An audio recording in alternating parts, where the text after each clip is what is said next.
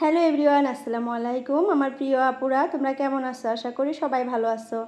আলহামদুলিল্লাহ, তোমাদের দোয়া এবং আল্লাহর অশেষ রহমতে আমিও ভালো আছি। নাজনীন ব্লগ চ্যানেলে আরও একটা নতুন ভিডিও দেখার জন্য তোমাদের সবাইকে স্বাগত জানাইতেছি। আশা করি বরাবরের মতো আজকের ভিডিওটাও তোমাদের কাছে ভালো লাগবে। যদি ভালো লাগে প্লিজ একটা লাইক দিয়ে আমার পুরো ভিডিওটার সাথে থাকার অনুরোধ রইল। তো যাই হোক, দেখো সকাল থেকে শুরু হয়ে গেল সংসারের কাজ। একদম খালি সূর্যটা উঠা উঠা হয়, রাত পোয়ায় না, এরকম অবস্থা থেকে কাজের শুরু।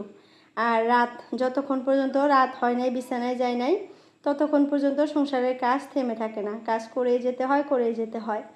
তো আমরা এর নামেই কিন্তু গৃহিণী। আর আমাদের কিন্তু কোনো ছুটি নাই, একদম সকাল থেকে রাত অবধি টানা ডিউটি করতে হবে। আবার একদিন ছুটি যে নিবা তুমি, সেটাও কিন্তু হবে না। এর নামে কিন্তু গৃহিণী, আর এর নামে হাউসওয়াইফ। তো যাই হোক, দেখো সকালে ঘুম থেকে উঠে প্রথমে দেখো রান্নাবান্না স্টার্ট করে দিছি, আর এর থেকে ভিডিওটা তোমাদের সাথে শুরু করে দিলাম। আসলে প্রত্যেক দিন আমি সকালে ঘুম থেকে উঠে ব্রাশটা করে ফ্রেশ হয়েই কিন্তু রান্নাঘরে চলে আসি। তারপরে রান্নাঘরে এসে এই যে রান্নাবান্না স্টার্ট করে দেই দুপুরের জন্য বলো। আর ছেলের স্কুল থাকলে ছেলেকে রেডি সেডি করে স্কুলে পাঠিয়ে দেই। তো ছেলে কিন্তু স্কুলে চলে গেছে, অতটুকু আর ভিডিও করা হয় নাই আজকে। তারপরের থেকে আমি ভিডিও স্টার্ট করে দিছি ওকে, তাড়াতাড়ি করে স্কুলে পাঠিয়ে দিছি। আজকে একটু উঠতে লেট হয়েছিল, রাতে ঘুমাইতে ঘুমাইতে অনেক রাত হয়ে গেছিলো। আর সকালে যে উঠবো সেটা মনেও ছিল না। আর মোবাইলে অ্যালার্মও দেয় নেই, আমি কিন্তু মোবাইলে অ্যালার্ম দিয়ে থই 6টার সময় উঠার।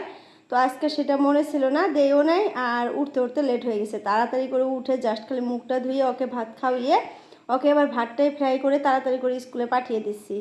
দিয়ে তারপরে সে এই যে আমি ক্যামেরাটা অন করছি, আর এখন এই যে টুকটাক করে কাজকর্ম করতেছি।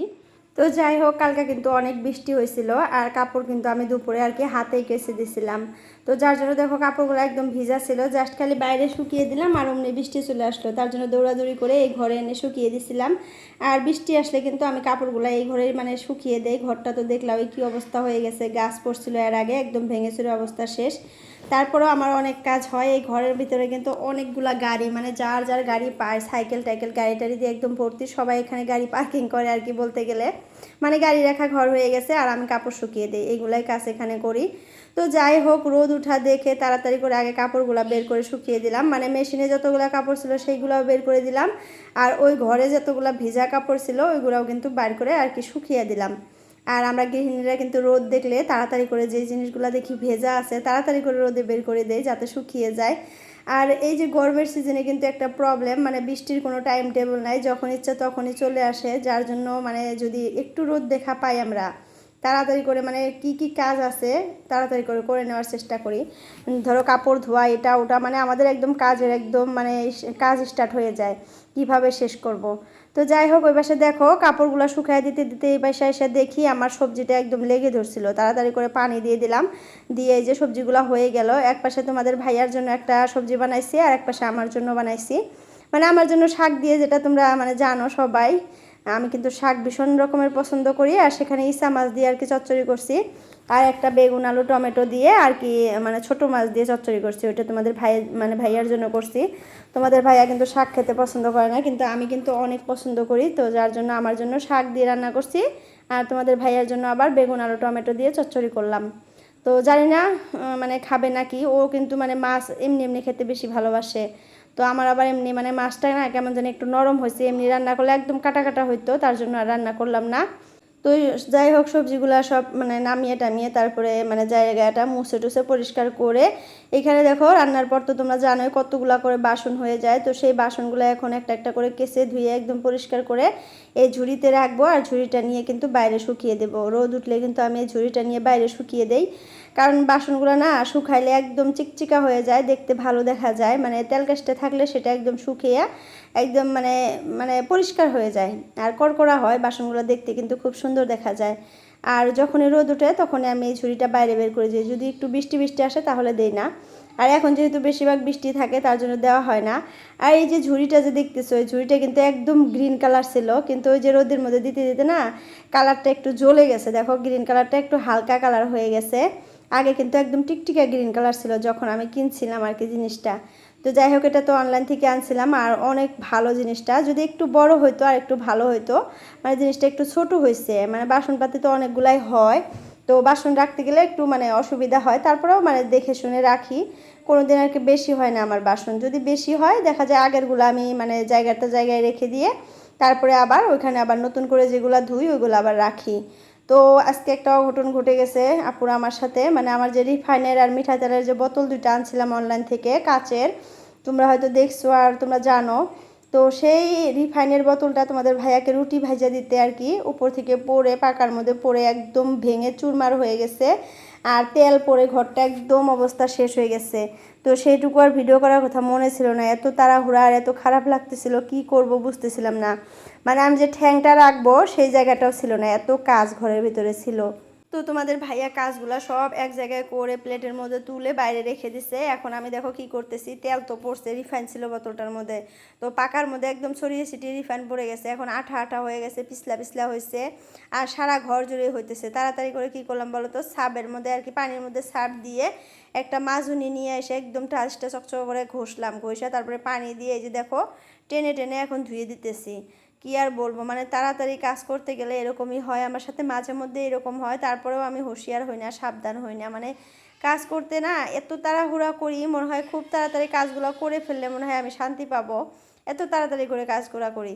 আর এই তাড়াতাড়ি করে মানে করতে গিয়ে আমার সাথে এত বড় বড় মাঝে মধ্যে অঘটন ঘটে যায়। তো আমি ভাবি যে একটু স্লোলি কাজ করব, কিন্তু হয়ই না।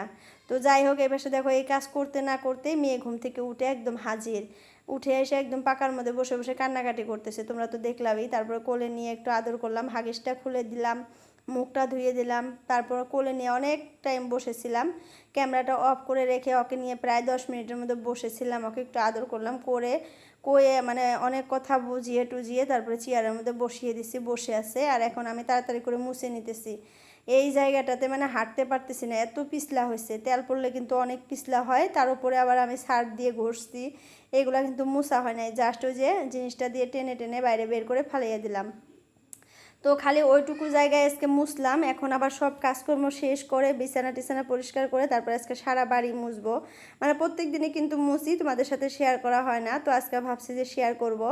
তো ওই জায়গায় বেডরুমটা পরিষ্কার করে নেই, খালি ওই ঘরটা মুছে দিয়ে আসলাম, যাতে মানে ওই তেলগুলো সারা বাড়ি জুড়ে না হয়, তাহলে কিন্তু একদম টাইলসগুলো তেল কাস্টে ধরে যাবে। তার জন্য তাড়াতাড়ি করে এই কাজটা করলাম। আসলে তাড়াতাড়ি আসলে কাজ করতে লাগে না, একটু দেখে শুনে স্লোভাবে লাহে লাহে কাজ করো, তাহলে দেখবা যে কোনো কাজই আর কি দেবর লাগে না। কিন্তু আমার না আগের থেকে আমার এই অভ্যাস, মানে কাজ তাড়াতাড়ি করতে ভালোবাসি, মানে স্লোভাবে আস্তে আস্তে যে সারাদিন ভরা কাজ করবো এটা হয় না।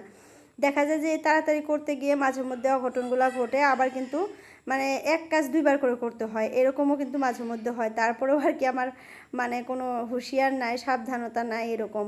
তো তোমাদের ভাইয়াও কিন্তু ছিল, মানে ওকে জাস্ট খালি একটা রুটি ভেজে দিছি আর একটা তাওয়ার মধ্যে দিছি, দিয়ে কেমন করে জানি হাতটা মানে লড়াইলাম আর বোতলের আগালে লাইগা বোতলটা উপরে থেকে পড়ে একদম চুরমার হয়ে গেল। আর এত পরিমাণে মানে গুঁড়া গুঁড়া কাজ ঘরের ভিতরে, আমি যে ওইখান থেকে লড়বো, ওইখানে যে দাঁড়িয়ে আসছিলাম একদম স্ট্যাচু হয়ে দাঁড়িয়ে আসছিলাম, সরতে পারতেছিলাম না, মানে ঠ্যাংটা কোন জায়গায় রাখবো, যে জায়গায় রাখবো ওই জায়গায় কাজ, এত মানে ক্রিটিক্যাল জায়গাটা হয়ে গেছিলো, কাজ দিয়ে ভর্তি হয়ে গেছিলো। তারপরে তোমাদের ভাইয়া আস্তে আস্তে করে ঝাড়ু দিয়ে সবগুলো এক জায়গায় করে প্লেটের মধ্যে তুলে বাইরে রেখে দিয়েছে, তোমাদের সাথে আমি শেয়ার করব, দেখাবো কি অবস্থা হয়েছে। মানে নিজের হাতের জিনিস তো একটু ময়াও লাগলো যে কিভাবে পড়ে ভেঙে গেল। তো যাই হোক, তোমাদের ভাই আমাকে বলতেছে যে কাছের জানি আর বোতল টোতল কিনো না তুমি, কারণ তোমার তাড়াহুড়ার কাজ, আর এই তাড়াহুড়া করতে গিয়ে কখন কি করে ফেলবা কোনো মানে নাই। তো কাছের জিনিস জানি আর তুমি ব্যবহার করো না ওরকম করে। আর কিছু তো বললো না, এতটুকুই খালি বলে রুটি চা খেয়ে চলে গেল।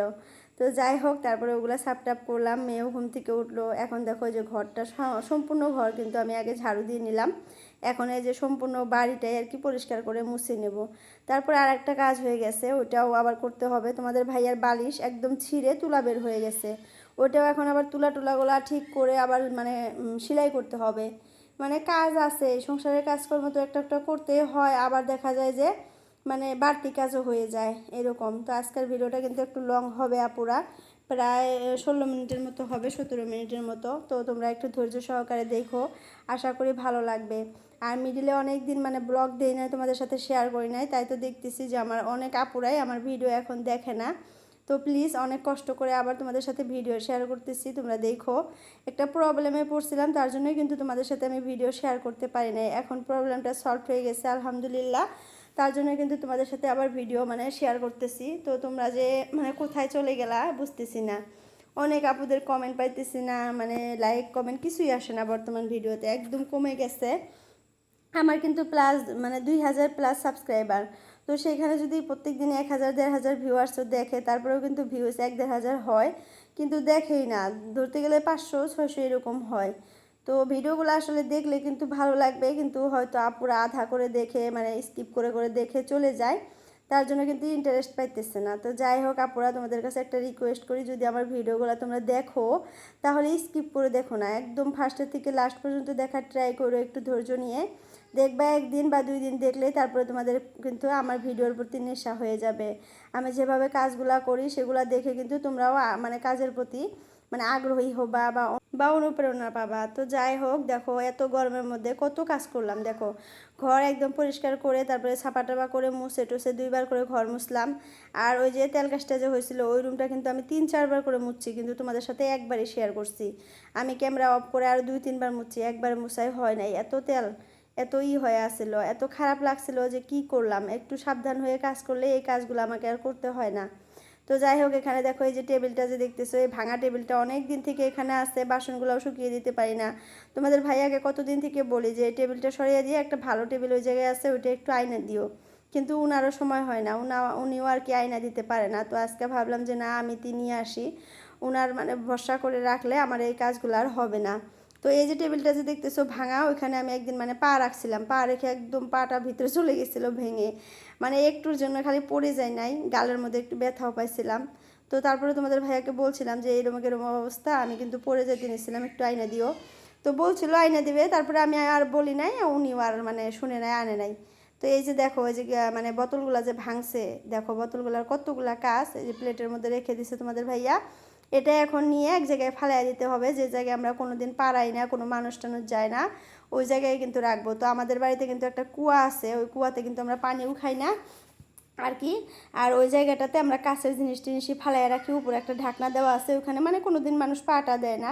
তো ওই জায়গাটায় কিন্তু আমরা কাছের জিনিস বা ওরকম কোনো জিনিস যেগুলা মানে বেশি নষ্ট, ওইগুলা ওই জায়গাটাতে ফালাই। তো ওই জায়গাটাতে ফালাই দিয়ে আসলাম, ফালাই দিয়ে এসে দেখো কাপড়গুলো দেখি যে অনেকগুলো শুকিয়ে গেছে, যেগুলো কালকার কাপড় ছিল ওই কাপড়গুলো শুকিয়ে গেছে। তো এখন ওই কাপড়গুলাই তুলে নিতেছি, তুলে নিয়ে ভাঁজ করব এখন। তারপরে আবার মেয়েকে গোসল করাবো, আবার এই যে বাসনপাতিগুলো তুলবো একটা একটা করে, তারপরে ভাত বসাবো, খিচুড়ি বসাবো, তারপরে আবার আমি গোসল করব, আবার ছেলে স্কুল থেকে আসবে, ওকে গোসল করাবো, ও ভাত খাবে। এরকম করতে করতে প্রায় 3:30টার মতো বেজে যায় আপুরা, তারপরে কিন্তু আমি একটু রেস্ট নিতে পারি। এই যে সকাল থেকে স্টার্ট হয়ে যায় কাজ, একদম 3:30টা পর্যন্ত টানা করতেই থাকে, একটু জিরানি নাই।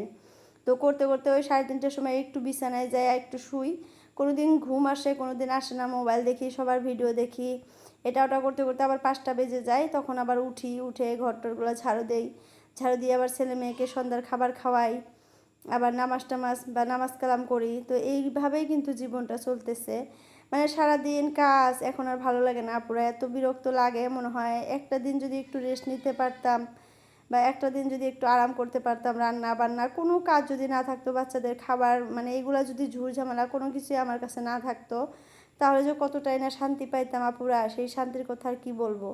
মনে হয় কতদিন থেকে নিজের মুখটাও আয়নাতে ভালো করে দেখি না, যে কেমন দেখা যায়, ভালো করে একটু নজর দিয়ে দেখি না। হ্যাঁ দেখি, ওই যে ব্রাশ করার সময় দেখি, তারপরে মুখটা ধুয়ে একটু ক্রিম সিরিম যে লাগাই দুপুরে, ওই টাইমে দেখি, কিন্তু আগে যেভাবে দেখতাম, আগের কথাগুলো মনে পড়লে এখন খুবই খারাপ লাগে, কিন্তু করার কিছুই নাই, এটাই জীবন, এইভাবেই সবার জীবনই চলে, আমাকেও চলতে হবে, এই কথাটাই আর কি মনে প্রাণে বিশ্বাস রাখতে হবে বা করতে হবে। তো যাই হোক, কালকার ভিডিওতে একটা মানে ভুল কথা বলছিলাম আমি, যে সপ্তাহে 7 দিনে আমার ছেলে স্কুলে যায়, একদিন যায় না। আসলে 7 দিনই তো 1 সপ্তাহ, আমার ভুলতে মানে একটু ভুল হয়ে গেছিলো। তো সেখানে কিন্তু একজন আপু আমাকে বলছে যে আপু, আমি মানে 7 দিনে 1 সপ্তাহ হয়, তো একদিনে তোমার ছেলে স্কুলে না গেলে আবার 7 দিন যায়, এটা মানে বুঝলাম না। মানে রবিবারে যদি স্কুল না যায় তাহলে তো 6 দিন হয় না, আমি ভুলে বলে ফেলছি কি মানে 7 দিন স্কুল যায় আমার ছেলে, আবার রবিবারে যায় না, তাহলে তো 8 দিন হলো সপ্তাহ, সপ্তাহ তো আর 8 দিন হয় না, সপ্তাহ তো 7 দিনই হয়। তো বলতে আমার ভুল হয়ে গেছে, আপু আমাকে সেই ভুলটা ধরিয়ে দিছে, তো আপু তোমাকে অসংখ্য ধন্যবাদ। তোমরা আমার এই ভিডিওগুলো দেখবা, ভুল টুল হইলে তোমরা আমাকে ধরিয়ে দিবা, আমি তোমাদেরকে আবার শুধরিয়ে বলে দেবো, এটাই কিন্তু মানে চাই আমি। কিন্তু এরকম হয় না, কয়জন বা দেয় আমাকে এরকম করে ভুল ধরিয়ে।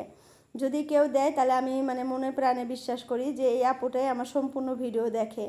আর এই আপুটা দেখে আমার ভিডিও দেখে, তারপরে মরিয়ম ব্লগের ভিডিওগুলো দেখে, আমি দেখি ওইখানেও সুন্দর সুন্দর কমেন্ট করে। তো আপুর নামটা মানে ভুলে যাই খালি আমি, তো এখনও ভুলে গেছি, দেখো নিতে পারলাম না। তো যাই হোক, দেখো এই যে বালিশটার কি অবস্থা হয়ে গেছে দেখছো, একদম শেষ অবস্থা, একদম ছিঁড়ে ফেলছে। মানে কভারের ভিতরে এরকম ছিঁড়া ছিল, আমিও দেখি নাই ভালো করে। কালকে মানে কভারটা খুলতে নিয়েছিলাম ঘরের মধ্যে, যে মেশিনে দিয়ে খুলতে নিয়ে দেখি কি ভিতরে তুলা দিয়ে ভর্তি, একদম বিছনা ভর্তি তুলা হয়ে গেল। তারপর ওগুলো আবার পরিষ্কার টরিষ্কার করে যেমন ছিল ওরকমই রেখে দিছি। আর ভাবছি যে বৃষ্টি মানে ছাড়লে, রোদ উঠলে বাইরে নিয়ে এটা মেরামতি করতে হবে। তো আজকে দেখো এই যে কালকে আর করতেই পারি নাই, কারণ কালকে বৃষ্টি ছিল। আজকে রোদ উঠছে, আজকে বাইরে বের করে নিয়ে এসে তুলা টুলাগুলো ফালাইয়া দিয়ে আবার সুই দিয়ে সুতা দিয়ে সেলাই কইরা আবার শুকিয়ে দিলাম, আর বালিশের কভারগুলো মেশিনে দিয়ে দিলাম।